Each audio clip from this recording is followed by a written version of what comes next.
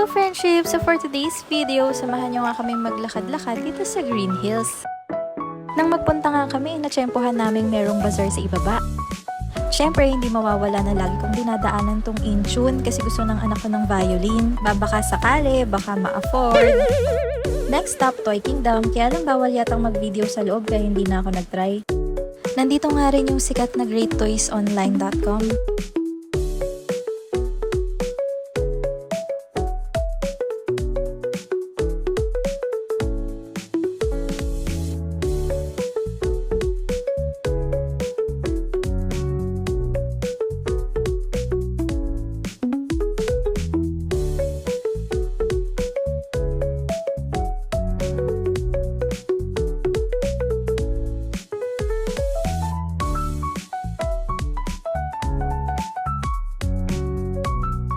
Meron pang other toy stores dito sa Green Hills Mall, kaya lang hindi lahat pwedeng mag-video sa loob.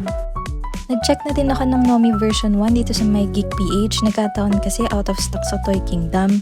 Ayan, lilipat na kami ng V-Mall. Doon naman kami mag-iikot-ikot. Then, proceed kami sa Shopsville. Tara, samahan nyo kami. Dito naman sa V-Mall, ang una mong makikita ay ang Best Toys Collector's Haven sa may second floor.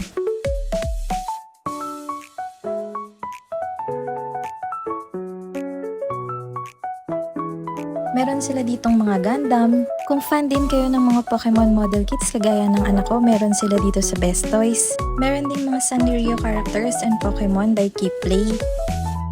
At marami pang ibang mga laruan for boys and girls. Nandito rin sa V-Mall yung R-Toys. Luckily, pinayagan nila akong mag-video sa loob. So tara, check natin.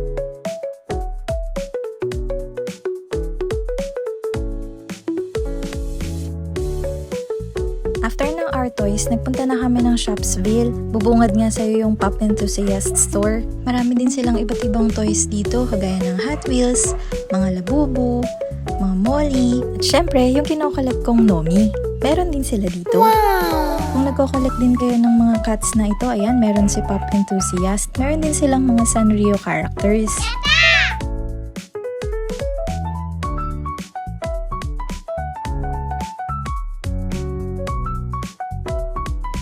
Nandito rin sa Shopsville yung Big Boy Toy Store. Pero syempre, safe lang tayo, kaya dito lang ako lagi sa labas nagvi-video, baka kasi mamaya hindi pwede sa loob. Dito pa lang sa area na to, marami ka ng mga toys na makikita, kaya kung toy collector ka, ayan, tamang-tama para sa yung video na to. Madalas nga kaming magpunta dito sa Green Hills, pero palaging dito lang sa mga toys area. Wala lang, sarap kasi sa pakiramdam, alam mo yun, na parang lagi kang naka-throwback. Makikita mo rin kasi yung mga laruan na dati pinanonood mo lang sa TV nung bata ka. Parang ang nostalgic sa pakiramdam. Nandyan yung maaalala mo yung mga panahon na ayaw mong pumasok kasi nga inaabangan mo yung mga cartoons na yun. Yung mga panahon na naiinis ka pa kasi mas mahaba pa yung commercial kaysa dun sa cartoons na pinanonood mo. And syempre, nandyan na rin yung mga rare finds kung yun ang hiling mo.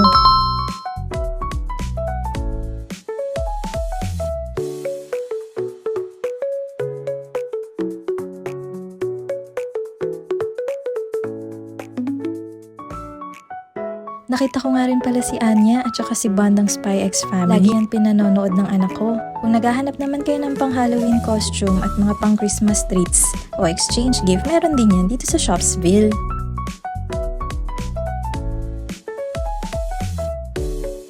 Worth it nga maglakad-lakad dito. Kahit na wala ka namang balak bumili, gusto mo lang magtingin-tingin o kaya mag-canvas ng tina-target mong toy collection, ayan marami kang makikita dito sa Green Hills, sa V-Mall at sa Shopsville. Actually, maliban nga doon, nakaka-distress naman talagang mag-ikot-ikot dito. Alam mo yun, na parang ang sarap maging bata ulit.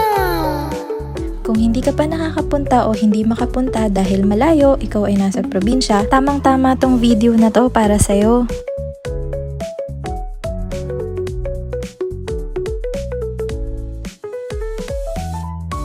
Ayan, nandito na tayo sa Shopsville Plus. Tara, pasok tayo.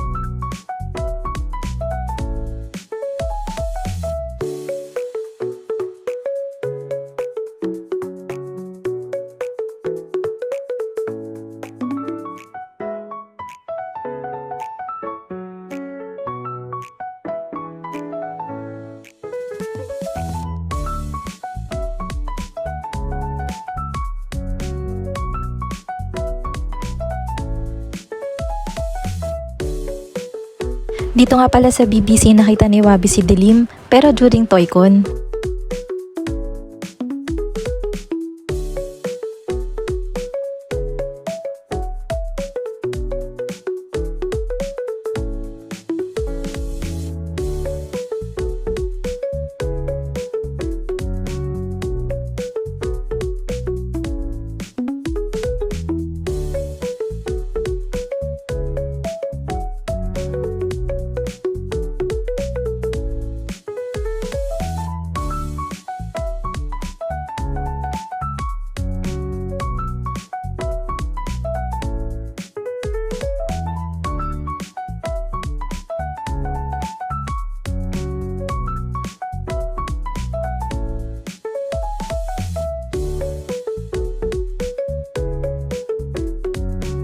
Shoutout nga po pala kay Ate Rachel ng SGL Toy Store na sobrang bait and very accommodating.